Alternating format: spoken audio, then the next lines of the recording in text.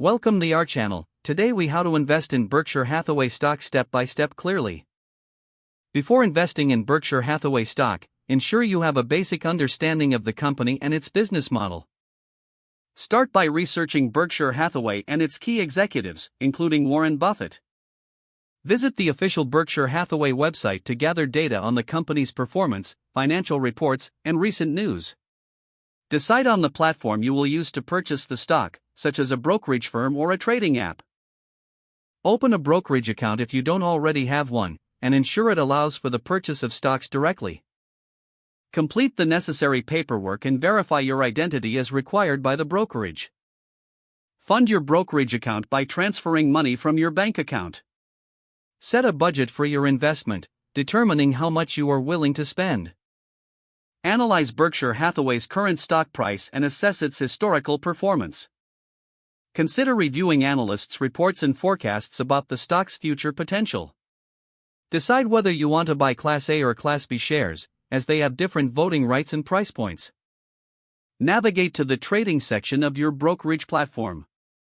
Enter the stock ticker symbol for Berkshire Hathaway, which is Berkshire Hathaway for Class A and Berkshire Hathaway New for Class B shares. Input the number of shares you wish to purchase.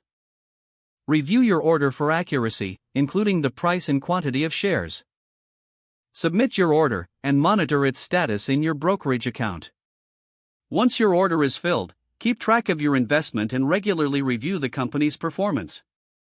Consider setting up alerts for significant news related to Berkshire Hathaway. Stay informed about broader market trends that may affect your investment. Periodically reassess your investment strategy based on your financial goals and market conditions.